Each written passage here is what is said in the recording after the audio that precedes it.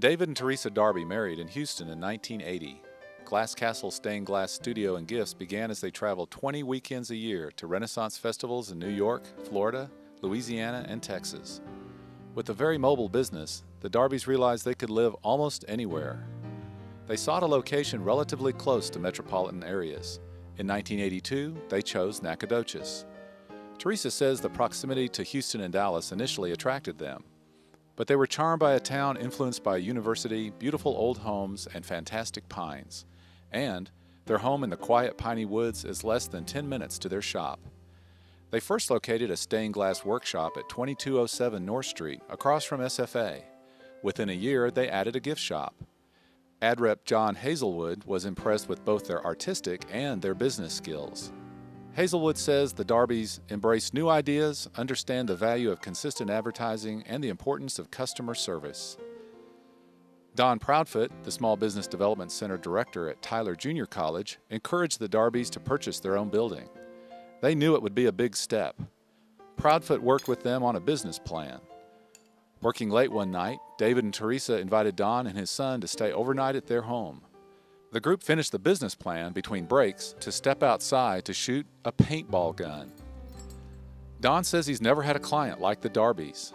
They are big thinkers who are really good at their job and good to other people, he says. They listen to the opinions of others. When I think of Nacogdoches, I think of the Darbys. Glass Castles moved downtown into their own building in 1999. The shop has employed as many as 7 people at one time, but according to Teresa, it operates best with 3.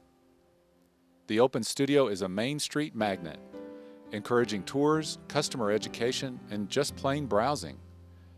During festivals, the Darbys open the doors wide, inviting the public to come on inside. At Scare on the Square, you'll find young ghouls and goblins creating wax castings of their own hands. They share their highly visible location, showcasing the work of other artisans. Glass Castles designs, creates, and installs stained glass in churches and homes between I-45 and the Louisiana border. David serves as a deacon in Sacred Heart Catholic Church. His duties include baptizing, preaching, and performing wedding and funeral ceremonies. He visits people living in nursing homes and those that are homebound. David also formed Third Age Group, a social group for senior church members. Teresa is also active in the church, teaching an adult Christian initiation class for those who would like to know more about the Catholic Church. David teaches a similar class for children in 2nd and 3rd grades. Together, they counsel pre-marriage couples. Teresa was recently honored for her years of service as a mentor for the Alpha Phi Omega fraternity. She served on the Chamber Board of Directors and as vice co-chair of special projects and fundraisers. In May, you'll find Teresa zipping around Piney Woods Country Club, serving refreshments for the Chamber's Blueberry Golf Bash. She has put in many hours for several years as logistics chair of the Texas Blueberry Festival. The Darbys say that God has blessed us with every mistake we've made on the way. As David and Teresa prepare to celebrate the 30th anniversary of their business, the Nacogdoches County Chamber is proud to name Glass Castle's Stained Glass Studio and Gifts the 2009 Small Business of the Year.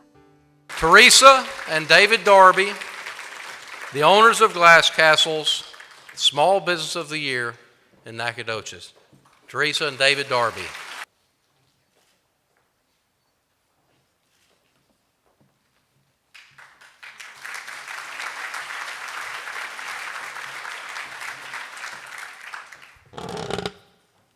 While I'm used to talking to an audience, usually I can see them with this light. I can't see a soul. So we would like to thank all those who have helped us through the years.